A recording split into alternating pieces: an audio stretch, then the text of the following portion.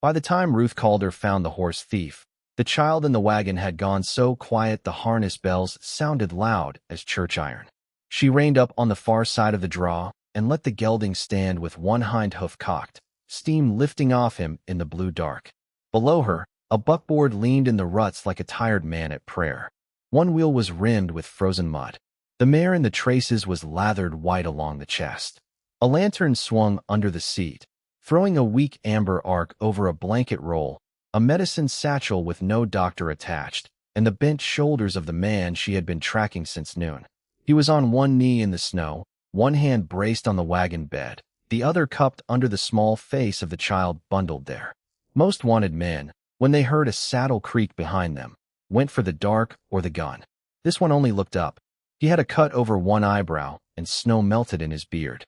He was not old, not young either, with the used-up look of a man who had carried more than his share and done it without complaint long enough for the habit to settle into his bones. The girl in the wagon gave a thin, scraping breath. He glanced at her before he glanced back at Ruth, which was the second thing that troubled her. The first had been his tracks. He had not ridden the stolen bay like a thief, trying to save his own skin. He had changed leads to spare her on hard ground. He had stopped twice to wrap the child better. At the creek crossing he had dismounted and broken the ice with the butt of his rifle before taking the wagon through. Ruth knew men by the sign they left behind. Cruelty always hurried. Fear blundered. This man had left care in the snow. "Step away from the wagon," she said. He did, slow and empty-handed, boots crunching in the crust. "If I do that all the way, she dies." Ruth kept the Winchester across her saddle horn. Name: Jonas Hale. She knew it already. Silas Bream had tacked the poster to the wall of the feed store himself, smoothing the corners with those pale merchant hands of his, as if he were posting a hymn notice and not the price of a man. $150 for the recovery of a bay mare and the arrest of Jonas Hale, lately employed on the Bream spread, suspected in the theft of livestock, armed if pressed. $150 was the exact amount due on her father's old livery note come Monday morning. Ruth had done the arithmetic often enough that the number had begun to live behind her eyes. The child made that rough little catching sound again. Jonas took half a step toward the wagon before remembering the rifle and stopping himself. "How old?" Ruth asked. 8. What's wrong with her? Fever first, then the coughing. Then she quit waking proper. His voice stayed level by effort. "Doc Fletcher is 12 miles east if the road ain't drifted shut. Bream wouldn't spare me a horse. Said I was already behind on wages, and if the girl was dying, she'd do it whether I asked permission or not. A lie would have come faster." Ruth had heard enough of them to know their gait. This came out like a man lifting something heavy. She looked past him into the wagon. The child's lips were turning gray at the edges. A rag on her forehead had frozen stiff. "And you stole his mare." "I took her because she was fresh and sound, and because the one in my traces was about to come apart." He swallowed once. "I left him my rifle and my winter coat in the tack room. Figured he could call it a trade if he had any wish to." That made no legal sense at all. It made a kind of moral one. The law and morality had not been brothers in Ruth's experience.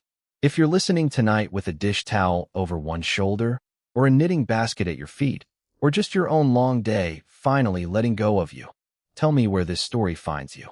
A kitchen in Ohio, a porch in Queensland, a row house in Cardiff, a farmhouse in Saskatchewan. It all counts. Cold is cold, worry is worry, and a child fighting for breath sounds the same in every country God ever made. Ruth dismounted. Her left glove squeaked against the rifle stock. She had not meant to. Old memory lived in the hand as stubbornly as anywhere else. Jonas saw it, and then, to his credit, did not look at the coil of rope hanging from her saddle. "I can bind you now and ride back with the mare," she said. "Or I can help you get the girl to Fletcher." He closed his eyes once, no longer than a blink. When he opened them, he was looking straight at her. "If you do the first thing, ma'am, you'll sleep warm. If you do the second, maybe she will." Ma'am. Not miss, not lady, not the sharper names men gave a woman who worked alone with a gun and a tracking glass. Just ma'am, like she was something steady and worth the breath. Ruth hated that she noticed. She stepped to the wagon and laid the back of her fingers against the child's throat. Heat struck her skin like a stove lid. The girl's lashes were clotted wet. There was a little tear in one mitten, thumbs showing through, and some part of Ruth that had spent years armoring itself against exactly this sort of thing gave a dangerous, quiet shudder. "My hands where you can see them," she said. Jonas obeyed. Ruth moved fast after that, because she knew what happened when a person waited too long out of fear of choosing wrong. She had learned it young. Her father had been called liar and thief by men who never once checked the books. By the time truth reached them, he had already swung half a minute from a cottonwood branch and lived only long enough afterward to learn what a rope did to a decent man's voice. Ever since, Ruth had trusted sign, wait, and witness before she trusted outrage. She tied Jonas's wrists in front, loose enough for blood, tight enough for appearances, and climbed up beside the child. "You drive," she said. "If you run, I'll take you out of the seat before you make 10 lengths." Understood. She tucked another blanket around the girl and felt the jolt of the wagon through her spine as they got moving. The road east was more ditch than road now. The snow laid over old wagon scars and frozen sage. The bay pulled hard and willing. Twice Jonas eased her pace himself, though every minute must have scraped his nerves raw. Ruth noticed. She noticed everything. A man in true panic thinks only in straight lines. A man thinking for another life thinks in curves. The child woke once near dawn. Her eyes were huge and glassy, and she tried to say something that came out as a bubble of sound against the cold. Jonas bent, so low Ruth thought he might crawl into the wagon with her. "Clara," he said, "you hold on now. You hear me, P-Bird? You're near there." The girl stared past him at Ruth. "Lady," she whispered. Ruth had not been called that in earnest in a good many years.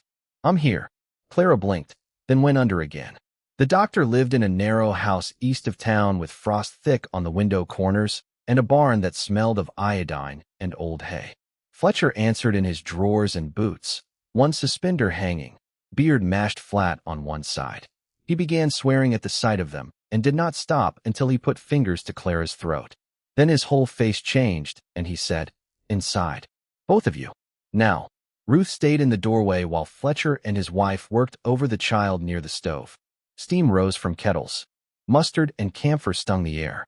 Jonas stood as if he had been nailed upright, wrists still bound, staring so hard at the little bed they made on the settee that Ruth wondered if he saw anything at all.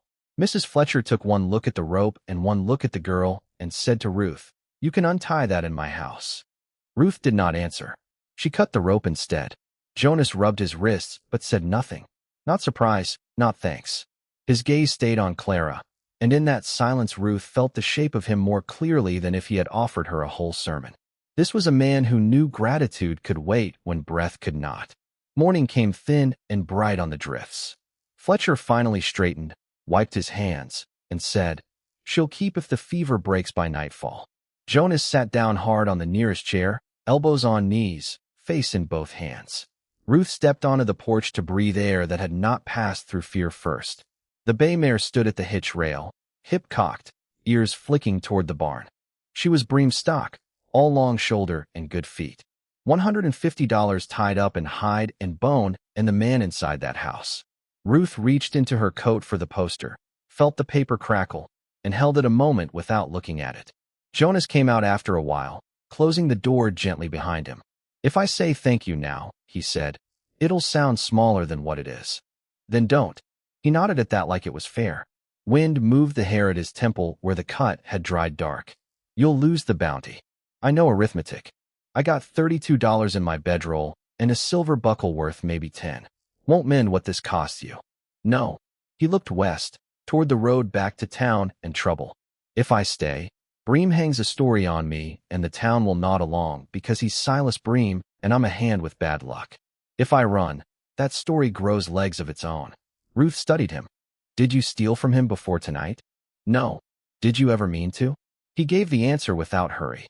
"I meant to quit him clean after Christmas and take the girl north where my sister's grave ain't the first thing Clara sees every morning." It was the kind of sentence that left no place to lean.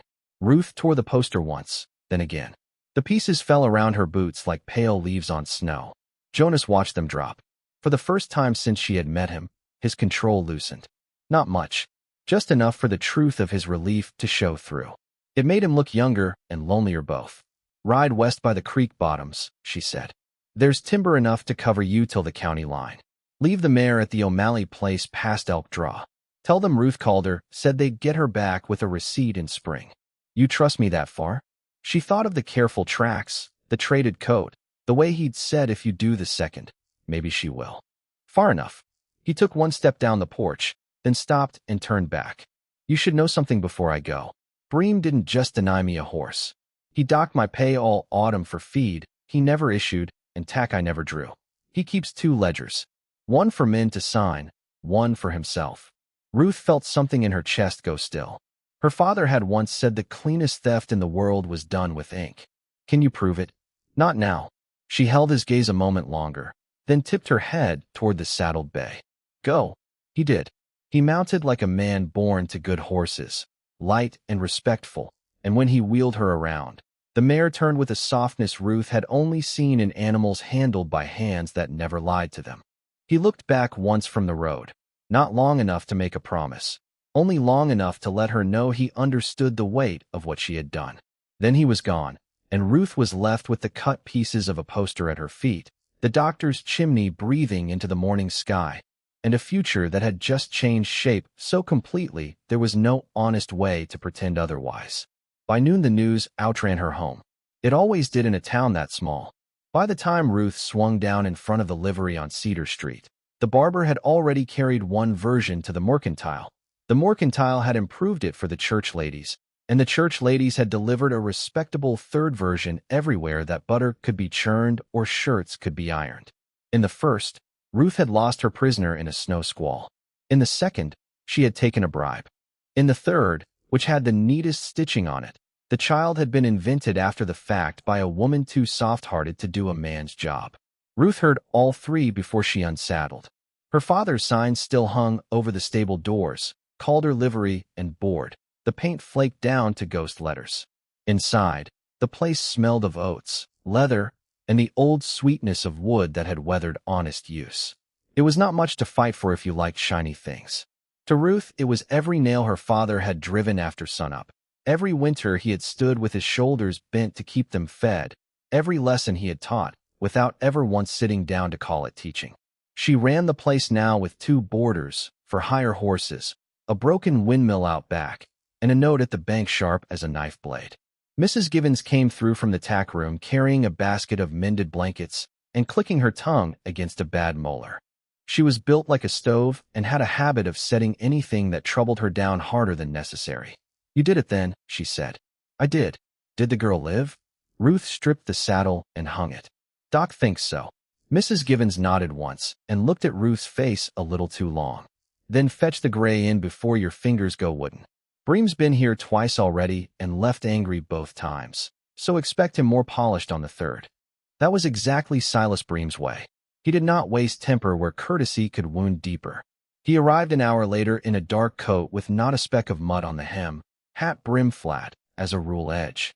There were men who looked born to a saddle, and men who looked born to books, and then there were the rare few like Bream who looked born to ownership itself. He carried his power the way some men carried scent. Not loudly, just everywhere. Miss Calder. He removed his gloves finger by finger. I understand you've had an adventurous night.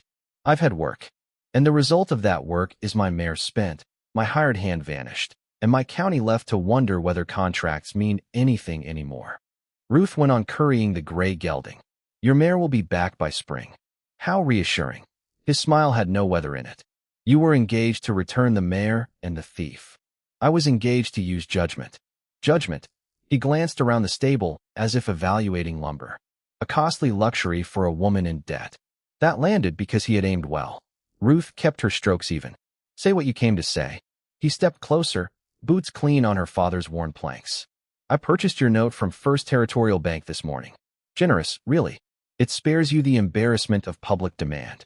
The amount is now due to me on Saturday at sundown. She stopped currying. There it was. The shape of his desire at last. Not the mare. Not even Hale. The livery lot sat on the best well on Cedar Street, and Bream had wanted it since the rail surveyors first came through talking expansion and freight. He had tried friendliness before, then offers. Now he had brought leverage. If you produce Hale before then, he said softly, with enough story left in him to stand in court, I'll consider the matter resolved. If not, I'll take possession Monday morning. Mrs. Givens, out of sight in the tack room, dropped something metal. Bream's eyes flicked that way and back. Ruth set the currycomb down. You set that bounty before sunrise. I set it because theft unanswered invites more theft. And 2 ledgers, what do those invite? For the first time, some small true thing moved behind his eyes. Not fear. Annoyance, perhaps, that the quarry had teeth. Be careful what tales you repeat. Ruth wiped her hand on a rag. Be careful what books you keep. He studied her a moment, then smiled again, the expression returning to his face like a practiced hand to a familiar card. Saturday, Miss Calder. I do admire principle. It makes business so much easier to predict. When he had gone, Mrs. Givens came out breathing hard through her nose. I'd pour Lion his coffee if the Lord wasn't watching. The Lord's seen worse in this town, Ruth said. Well, I haven't. Mrs. Givens folded her arms. What'll you do? Ruth looked at the harness pegs, the broom by the office door, the old brass bell on the desk worn smooth where her father used to tap it with one knuckle. Saturday. 3 days. The easy answer was to ride west and undo the one clean thing she had done in months. The hard answer was every other answer. Work, she said, because sometimes motion was the only shape courage would take at first. She worked like a person trying to outrun arithmetic. She hauled water. She patched the south stall. She reset a shoe for the preacher's mule while he pretended not to notice the talk blowing all over town in sheets. At dusk, Sheriff Tom Bell came by, had always tilted too far back, one eye narrowed from the Civil War wound that had never quite healed straight. He smelled of tobacco, coffee, and cold air. I should ask where Hale went, he said. You should. Will you tell me? No. Bell rubbed his jaw, thumb moving over the white seam of an old scar. Town says you're getting sentimental. Town says whatever keeps it warm. That nearly made him smile. Did the girl live? Still breathing at dawn. He tipped his hat back farther, considering. Bell was not a clever man in the decorative sense, but he was a fair one when it did not cost too much. That made him better than most. Bream's leaning hard. He leans hard on everybody. Bell's gaze moved to the office where the livery books were kept. He's never had reason to lean harder than others let him. Ruth heard what sat under that and stored it. Then the sheriff left without pressing again, which was his kind of loyalty. Quiet enough that a person could mistake it for indifference if they had never gone cold in company of both. The next morning brought Clara's cough to town before Jonas did. Mrs. Fletcher sent word by her eldest boy that the fever had broken and the child wanted broth, which meant life had chosen to stay. Ruth was glad in a way that hurt. Near noon, while she was resetting a warped stall board, a shadow fell across the doorway. Jonas Hale stood there in a borrowed coat too short in the sleeves and his hat in both hands. Every muscle in Ruth's shoulders tightened. I know, he said. This is foolish. It's worse than foolish. It's noticeable.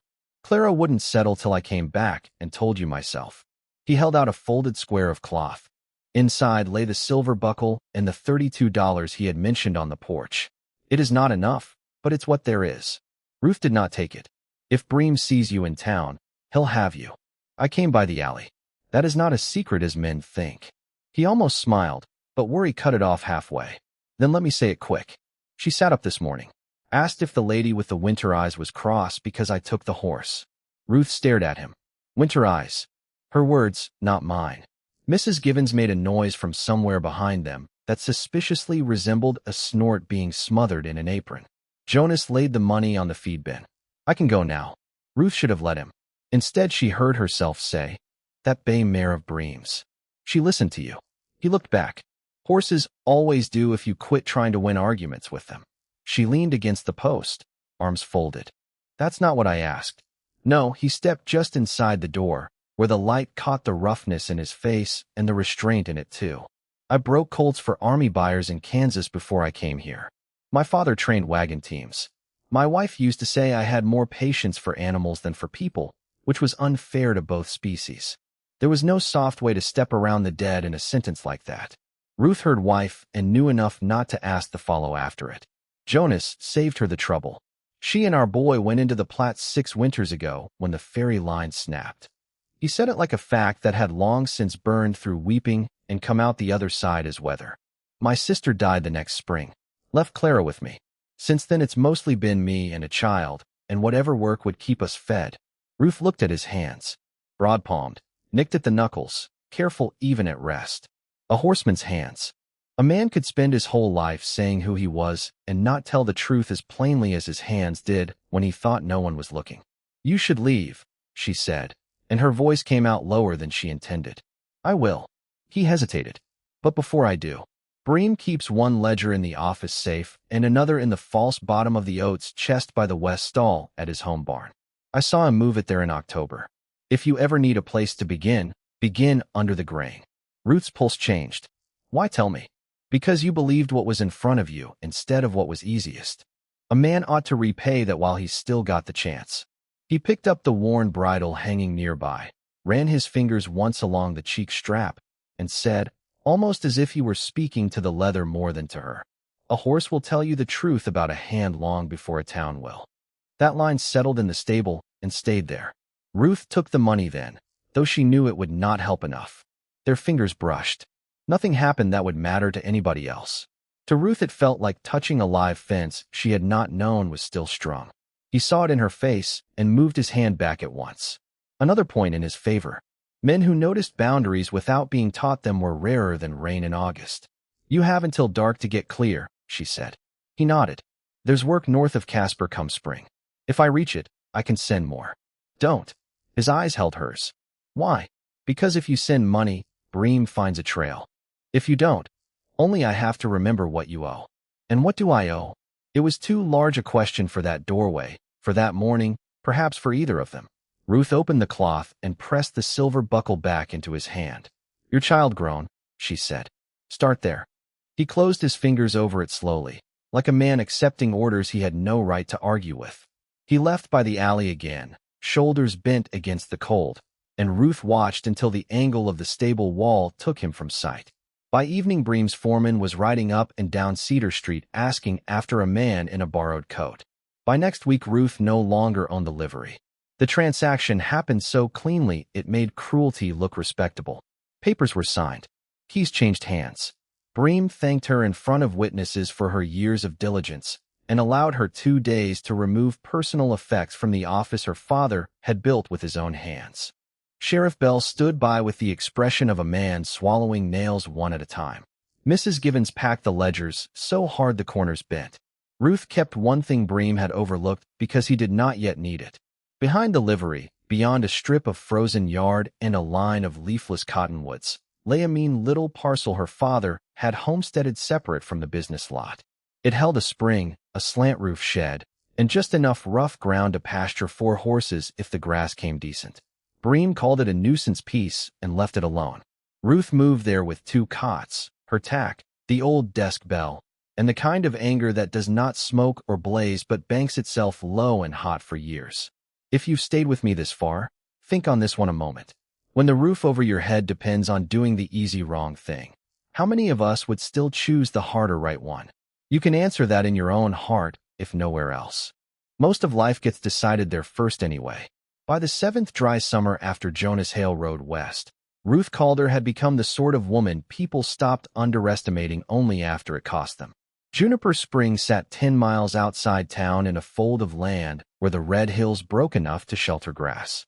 Ruth boarded horses there now, took the occasional tracking job when it paid clean, and kept a changing string of remounts for freighters who knew a good hand from a good advertisement. The old shed had grown into a long, low stable with whitewashed walls and a roof that ticked like cooling tin at sundown. Cottonwoods lined the water. Sage ran silver on the higher benches. In dry years, it was the only steady green for half a day's ride. That was why Silas Bream had finally come for it. He did not come himself at first. He sent survey stakes, then letters, then men who rode too slowly along Ruth's fence line, counting what they meant to claim later. A rail spur had been whispered about again, and with it came freight contracts, stock buyers, and a sudden interest in every dependable water source between Medicine Bow and the next decent depot. Juniper Spring, once nuisance ground, had become strategy. Ruth answered letters with copies of her deed. She answered the men by cutting their stakes out of her pasture and stacking them neat by the road. She answered fear by working longer. One evening in August, with the heat still lying on the boards after sunset, a string of 16 remounts came down from the north in a file of dust and sun.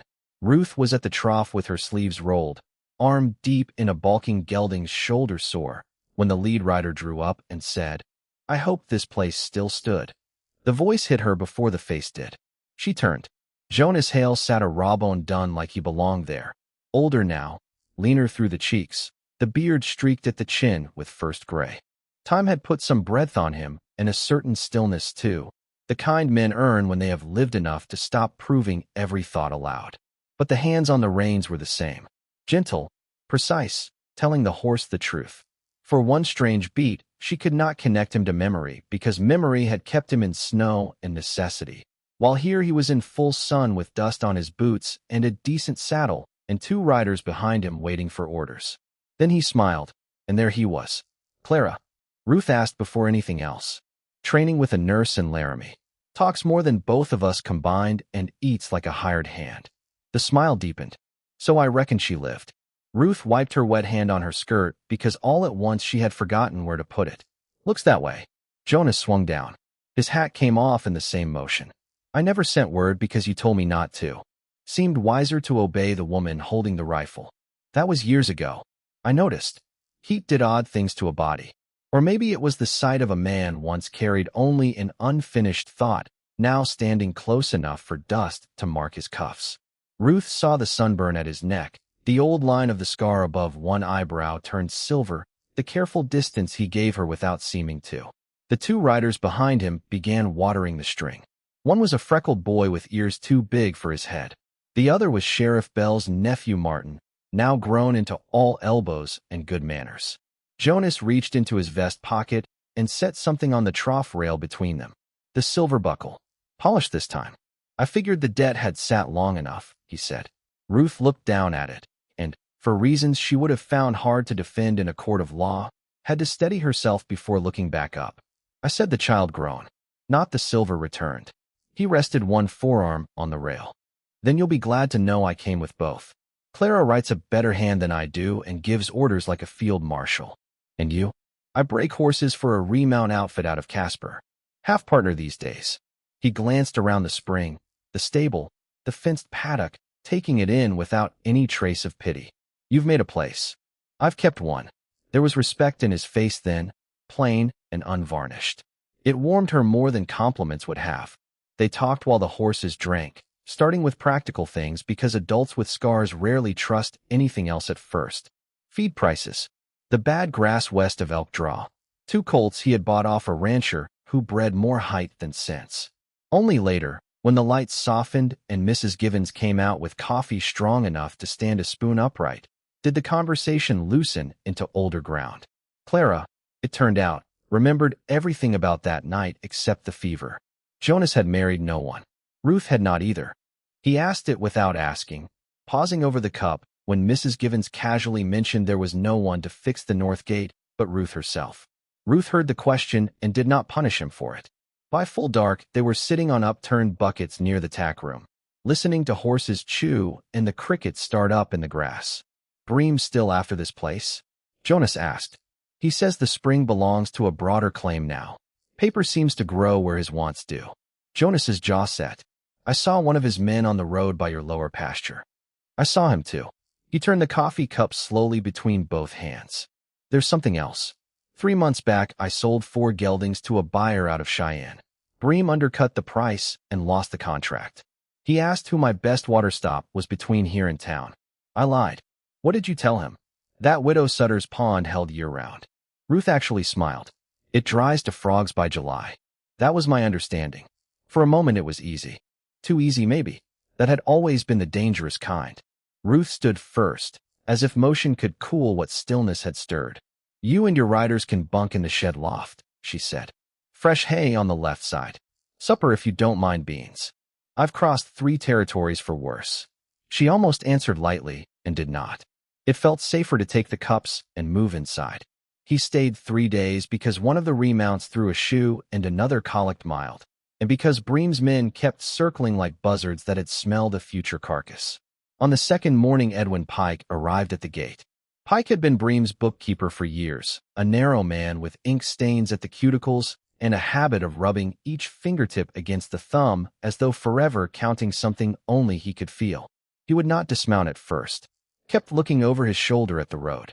"I've got no taste for heroics," he told Ruth, voice dry as paper. "But I have less for prison, and less still for being blamed when another man has done the stealing." Jonas set down the shovel he was using in the paddock and came to stand just behind Ruth's shoulder without crowding it. Pike noticed him, swallowed, and reached inside his coat. Ruth's hand went to her belt. Pike flinched. "Not a gun." "Lord." He brought out a packet wrapped in oilcloth. "Copies. Not originals. I'd like to live through the week." Inside were figures, names, deductions for feed never issued, tack never drawn, wages cut to dust by invented shortages. Near the back lay a copy of Ruth's old note from the bank with interest marks altered twice after transfer. And there, written in a firmer, older hand across a margin, her father's signature beside a clause reserving permanent access to Juniper Springs separate from the livery collateral. Ruth felt the ground under her change. "This holds in court?" she asked. Pike licked his lip. "If the judge reads past the first page. Which he won't unless he's made to. Bream's filing a motion Monday to attach the spring to his rail freight expansion. Claims abandoned debt and common necessity." Jonas exhaled once through his nose. "Common necessity. That's rich from a man who'd charge rain if he could barrel it." Pike turned to him. "He means to prove you sold him horseflesh years back under false wages and then stole what wasn't yours when the accounts came due. Says it'll establish a pattern if Miss Calder resists." Ruth looked from the papers to Pike's twitching hands. "Why bring this here?" For the first time, something like shame crossed the bookkeeper's face. "Because your father once caught me shorting my own accounts when I was 19 and desperate, and instead of ruining me, he made me sit in his office till midnight and fix every line by lamplight." Pike rubbed his thumb over the oilcloth seam. "Said a man can survive being poor easier than he can survive getting used to crookedness. I have been proving him right and wrong in turns ever since." It was not forgiveness Ruth felt then. Nothing so clean.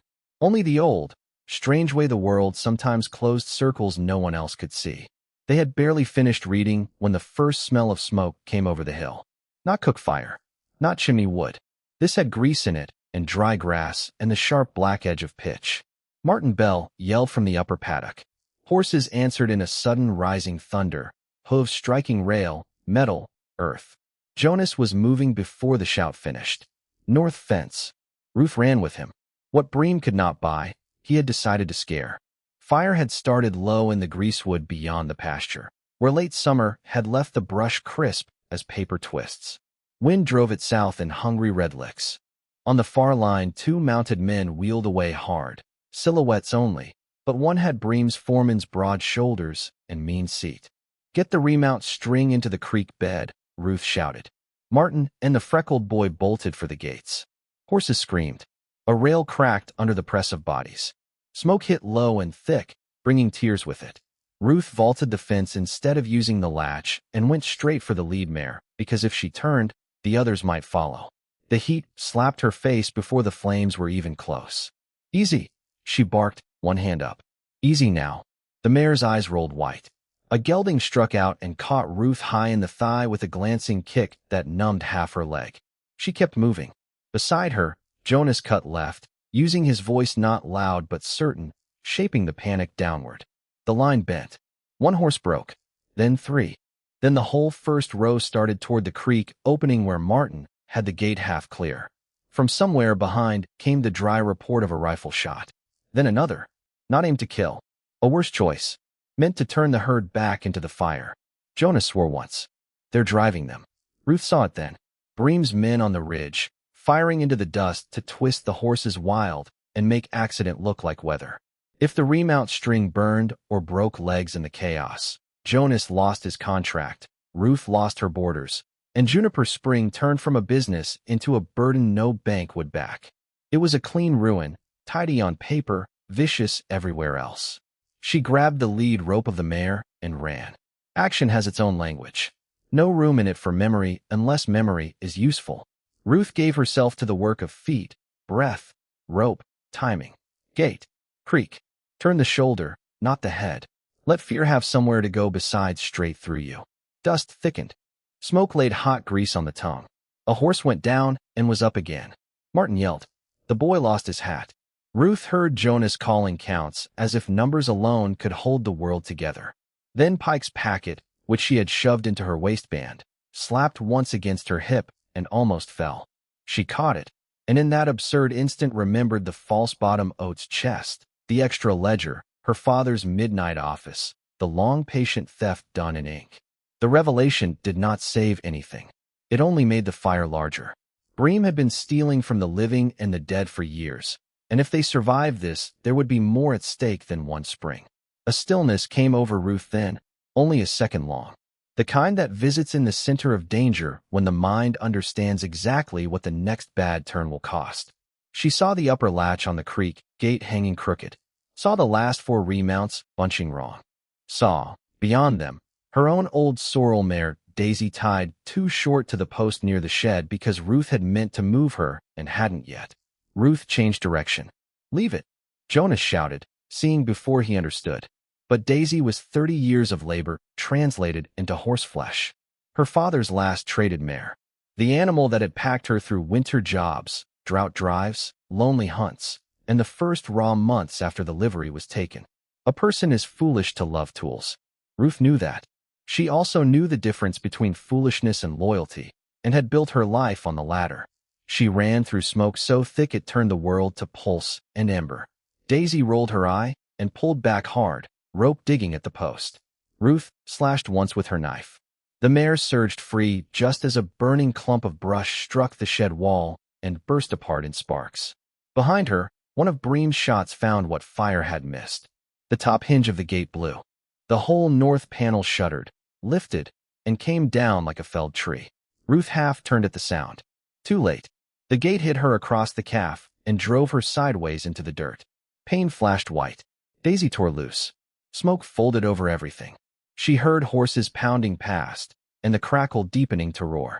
Tried to push the timber off and felt her trapped leg answer with a sick, hot wrongness.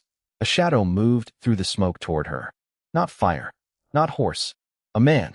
And with the heat closing in and the air turning mean in her throat, Ruth knew with a hard, bright certainty that the life she had once cut loose in the snow was the only one near enough now to drag her out. When she woke, it was to the taste of tin and willow bark. The roof over her was low and smoke-dark, split-log rafters blackened by years of weather. The line shack up on the west rise. She knew it by the slope of the ceiling and the nail bent sideways over the door where some forgotten rider had once hung a lantern. Her leg throbbed from knee to ankle in slow, measured blows. Something cool lay across her forehead.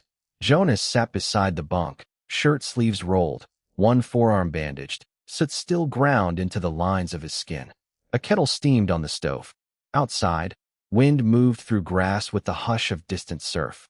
"You were meant to wake 10 minutes ago," he said quietly. "Doc's not here, so I'm offended on his behalf." Ruth tried to sit and failed. The horses? Most saved. 2 burned bad enough they'll need putting down by morning.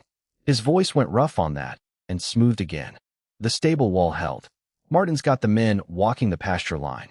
Bell went after Bream's riders. "My mare." Jonas's mouth shifted. "Eating my hat in spirit, if not in practice. She's tied outside." Ruth let out a breath she had not known she was holding. Then memory caught up full and mean. "How long?" "Since near dusk yesterday." "Yesterday? You swallowed enough smoke to float a freight boat." He leaned forward, checking the cloth at her temple with the backs of 2 fingers. "Gentle again. Always that. Your leg splinted. No bone through skin. I called it a decent bargain with the day." She looked down.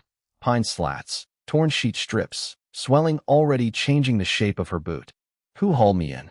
He raised both eyebrows as if to say really. Then, because some pains deserve plain answers, he said, "I did." Ruth stared at his bandaged arm.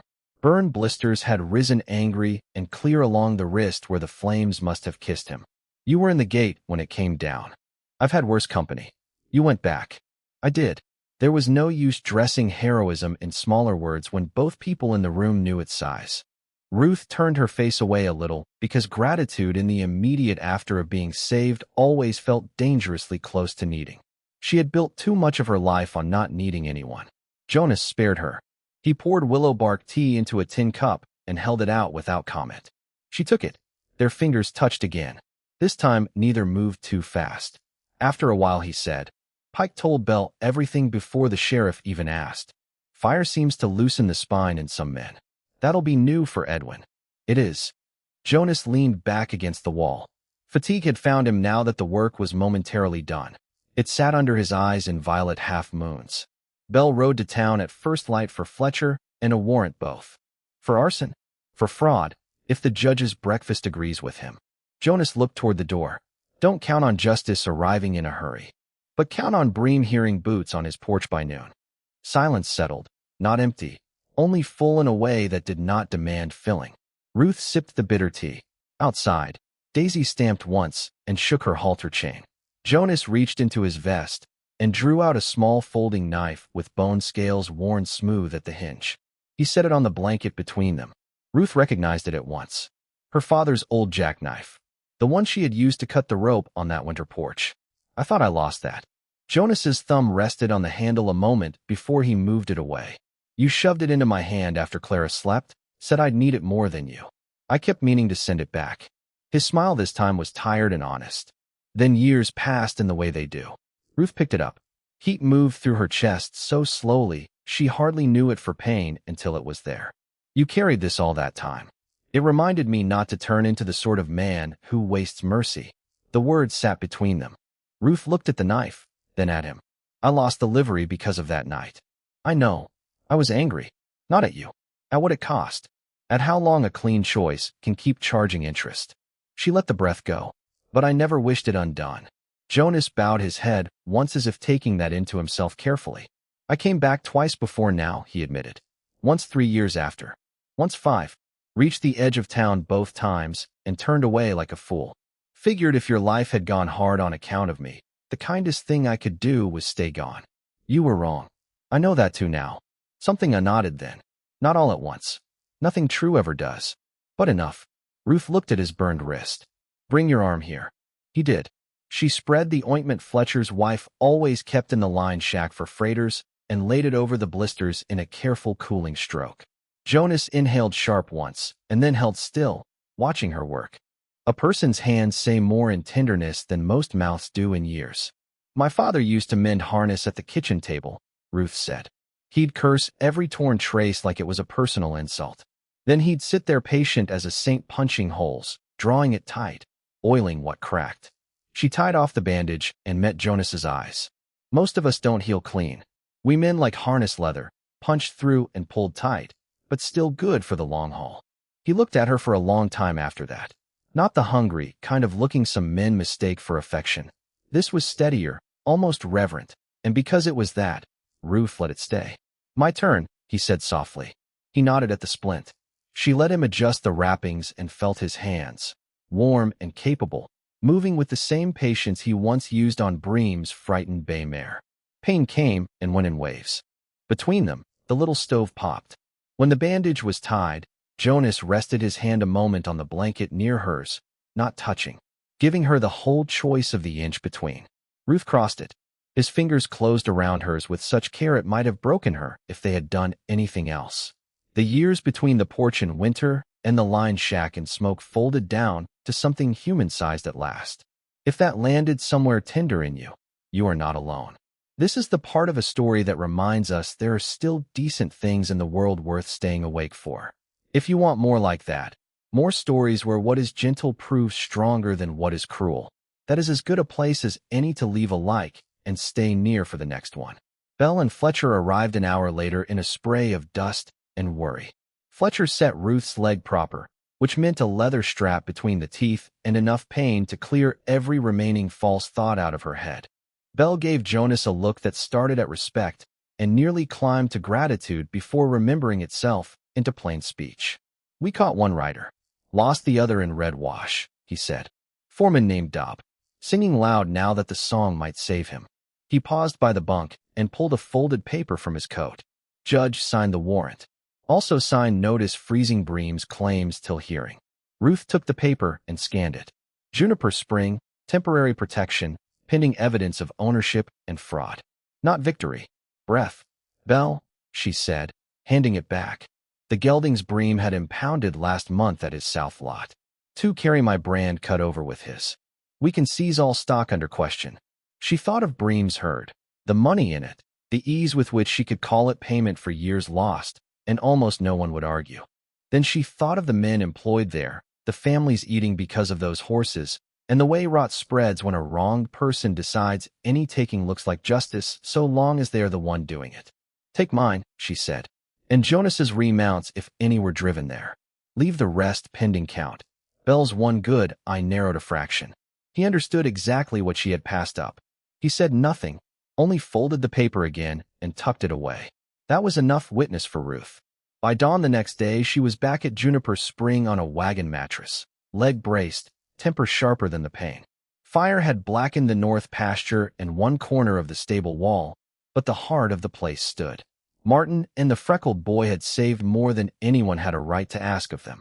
Mrs. Givens was already bossing two neighbors through the cleanup, apron tied on, as if catastrophe were just another form of untidiness the Lord had sent her to correct. Bream did not come. Men like him rarely stepped into a room once they could no longer control the furniture. The hearing was set for Friday in the county room above the mercantile. By then half the town had chosen a side, and the other half was pretending it had always leaned that direction. Clara came down from Laramie on Thursday, taller than Ruth expected, hair escaping its pins, medical bag in one hand and righteous fury in both eyes.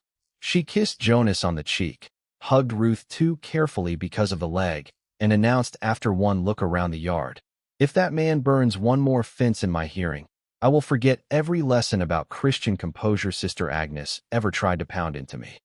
Ruth laughed. She could not remember the last time laughter had surprised her into itself. Friday morning broke bright and pitiless. Good weather for the truth. Bad weather for men who had hidden behind other explanations too long. The county room smelled of hot paper, dust, and wool coats not yet ready to believe autumn. Bream stood near the front window in black broadcloth, face shaved close, expression serene enough to be insulting. If he had slept poorly, he had not allowed it to touch his collar. Pike sat 2 chairs back, knees together, fingers wide around his hat brim. Bell kept the wall by the door. Townspeople filled every bench and then the standing room besides.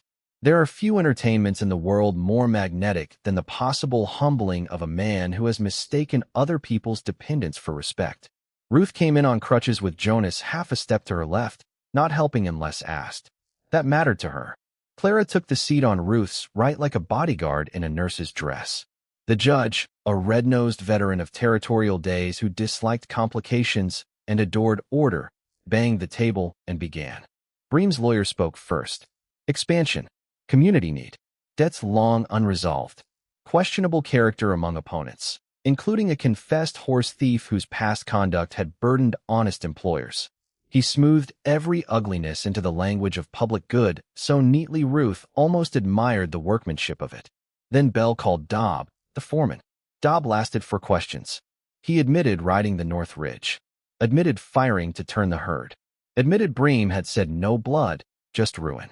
Under Bell's stare, and with half the town leaning forward, Dobb sweated straight through his collar. Pike came next and laid out the ledgers in a voice that shook only at the start. Pages were matched. Figures compared. False deductions named line by line. By the third example, even the judge had stopped pretending disinterest. Ruth testified to the note transfer and the spring deed. Jonas testified to unpaid wages, the night of Clara's fever, the trade of coat and rifle for the mare Bream later swore had been taken by force. Fletcher confirmed the child would have died by morning without that ride. Clara, chin up and eyes bright, told the room exactly what it feels like to grow old enough to understand that the night saving your life began with someone else's refusal to be cruel on schedule. When Bream finally stood, he did not bluster. That would have been smaller than him. He answered smooth and low, called errors clerical, accused Pike of weakness and Bell of vendetta and Jonas of opportunism. He even inclined his head toward Ruth as though saddened by her judgment rather than threatened by it. Then Ruth asked one question. Only one. "If all your accounts are honest," she said, steady on the crutches, "why did you alter my father's signature line after his burial date?" The room went still enough to hear the fly at the window. Pike slid the original copy across the table. The ink on the added mark sat younger, darker, undeniable. Bream looked down at it. For the first time since Ruth had ever known him, he did not have a quick next self ready to step in and cover the old one. It was not a dramatic collapse. No shouting. No lunging confession.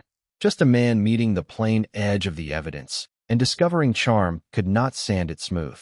In a town like that, sometimes dignity survives being wrong only if it leaves early. Bream replaced the document carefully, put on his gloves, and said to the judge, "It seems my clerk exceeded his brief in places I should have reviewed more closely." Pike made a sound like he had been struck. The lie was transparent. That was the beauty of it. Too late and too thin to work, too polished to inspire pity. The judge ruled before noon. Juniper Spring remained Ruth Calder's free and clear under her father's original reservation. The altered note was void. Wages were to be repaid where fraud was proved. Stock claims attached to Bream's expansion would be suspended pending a full audit. There would be no jail that day because frontier justice often moved at the pace of paperwork when wealth sat on one side of the scale. But when the room emptied, men did not gather around Bream. They gathered around Pike, Belle, Ruth, and Jonas. Around the new fact of the world. That was how power left him. Not in chains. In irrelevance. By evening, two of Bream's best hands had asked Jonas about winter work. By Monday, the bank manager who once shook Bream's hand with both of his was explaining to Ruth, red-faced and careful, that the institution had always valued her family's standing. By Wednesday, townsfolk who had called her hard were praising her prudence as if they had invented it. Ruth let them. A person can waste a great deal of life demanding apologies from weathercocks. There were practical matters after that. Fences to rebuild. The burned pasture to rest. Contracts to replace. Jonas's remount partner rode down from Casper, swore at the losses, and then offered Ruth a share in a year-round string operation if she would host their southern stop at Juniper Spring. Clara, who had more nerve than caution and nearly as much sense as both, proposed turning the old front room into a convalescent bunk for drovers who came in sick or broken. Mrs.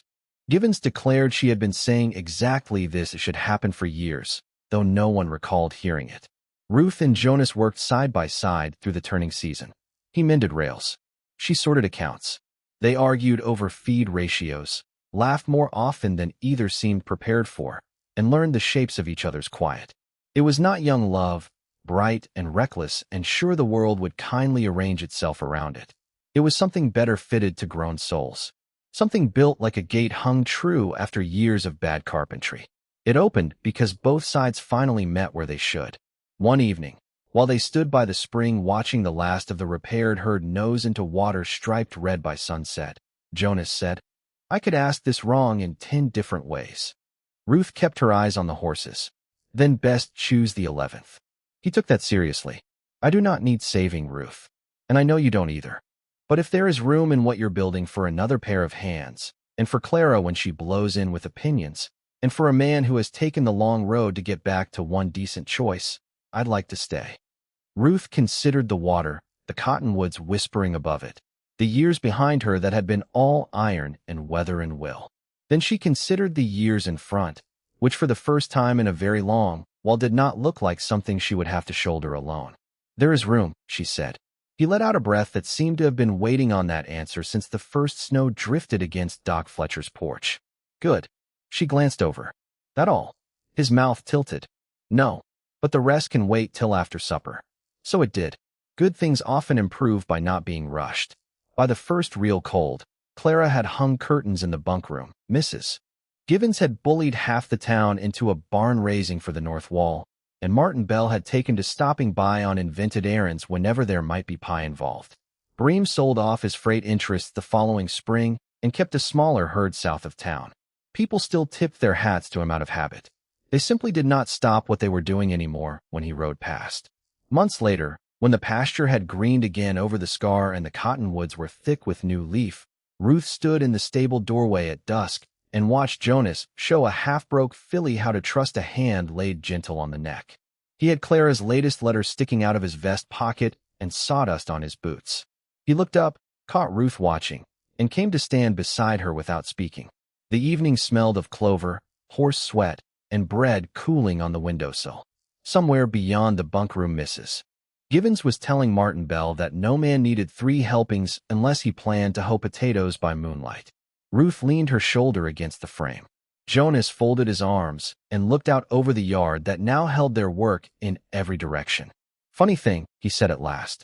I spent years thinking the road back had to be earned by suffering.